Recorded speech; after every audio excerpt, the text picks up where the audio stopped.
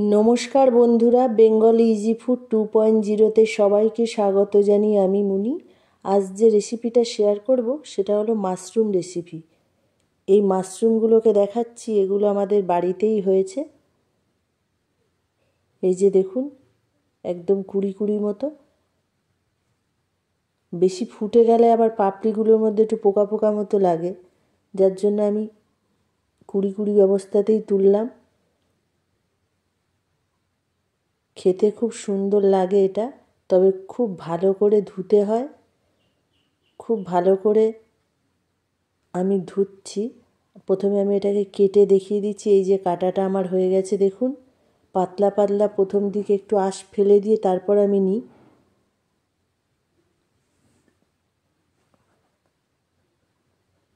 এই যে দেখাচ্ছি, এগুলো তো এক ধরনের ছত্রাক, তাই একটু সাবধানে খুব ভালোভাবে ধুয়েই করা উচিত।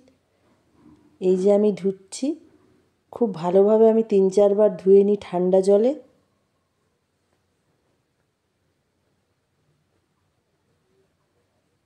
একদম সাদা ধপধপ করছে।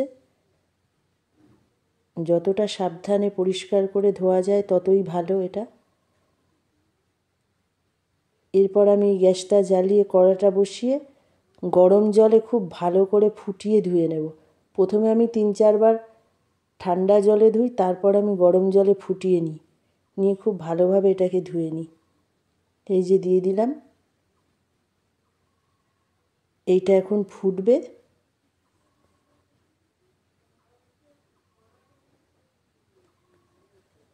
এই সময় আমি একটা মশলার পেস্ট একটু বানিয়ে নিচ্ছি। এই যে মিক্সি নিয়েছি, এর মধ্যে আদা রসুন, এই মাশরুমটার পরিমাণ অনুযায়ী দেব। আদা রসুন এই যে, আর 3টে কাঁচা লঙ্কা দিচ্ছি, দিয়ে খুব ভালো করে পেস্ট করে রাখব। আর এই যে পেঁয়াজ নিয়েছি, কুচিয়ে নিয়েছি পেঁয়াজটা। এই যে মাশরুমটা আমার ফুটে গেছে, খুব ভালো করে ধুয়ে ছেঁকে রেখে দেব।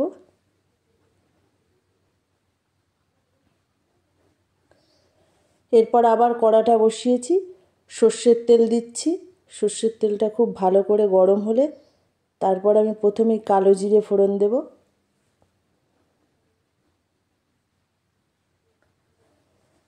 ফোড়নটা দেওয়ার পরে যে পেঁয়াজটা কুচিয়ে রেখেছিলাম সেটা দিয়ে দিচ্ছি। পেঁয়াজটাকে খুব ভালো করে ভাজবো, একটু সোনালি সোনালি মতো কালার চলে আসবে।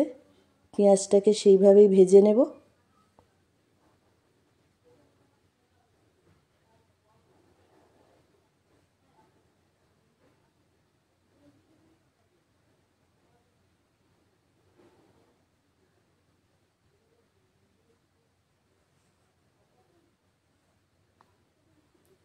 এই যে পেঁয়াজ ভাজাটা মোটামুটি আমার হয়ে এসছে।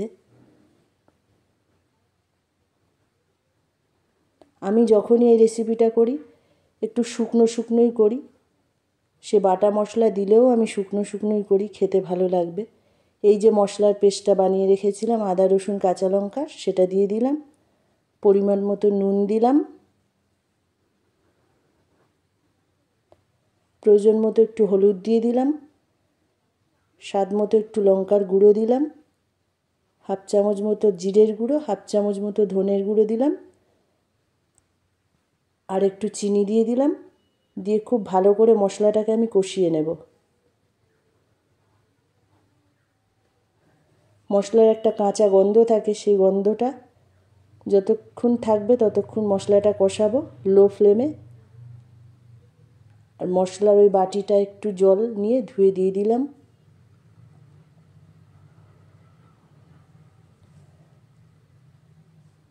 মশলাটাকে খুব ভালো করে কষিয়ে নেব।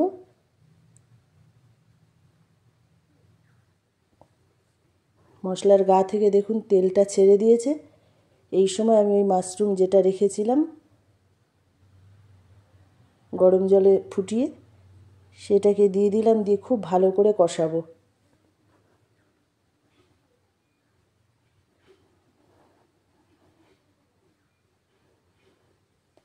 শুধু পেঁয়াজ রসুন কাঁচা লঙ্কা দিয়ে ভাজা খেতেও ভালো লাগে, আবার এই পেঁয়াজ রসুন আদা এগুলো বেটে করলেও ভালো লাগে। তবে যাই করি না কেন শুকনো শুকনো হলে তবেই খেতে সুন্দর লাগে। একটু চাপা দিয়ে দিলাম, 10 মিনিট মতো চাপা দিয়ে চাপাটা খুললাম।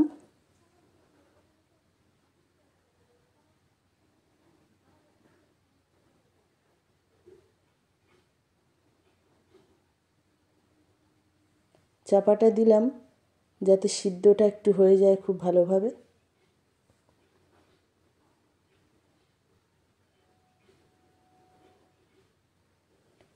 মাশরুম খেতে ভালো লাগলেও একটু ভয় লাগে, কারণ অনেক ধরনের জিনিস এরকম একই রকম হয় তাই। তবে মাশরুম দেখলে বোঝা যায়।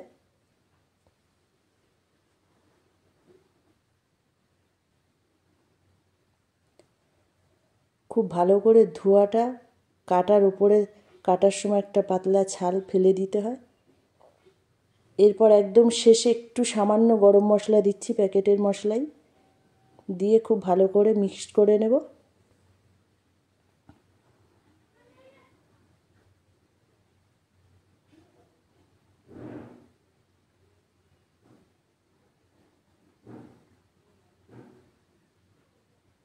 এইরকমই আমি শুকনো করব, জল ফল দেব না আর।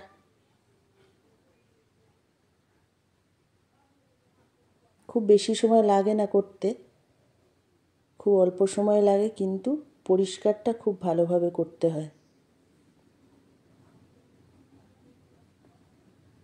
গরম জলে ধুয়ে নিলে কোনো ধরনের জার্ম আর থাকে না, ওই জন্যই ফুটিয়ে নিই।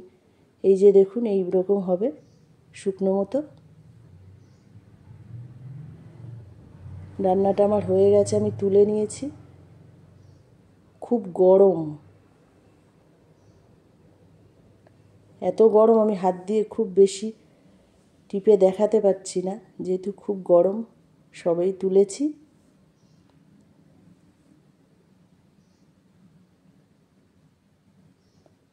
রান্নাটা এইরকমই শুকনো শুকনো হবে। যাই হোক, রান্নাটা আমার হয়ে গেছে।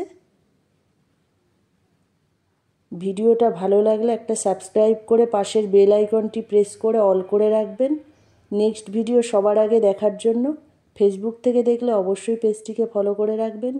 ভিডিও ভালো লাগলে লাইক শেয়ার করবেন। ভিডিও সম্পর্কে কিছু জানার থাকলে অবশ্যই জানাতে পারেন। ভালো থাকবেন, সুস্থ থাকবেন। Thank you.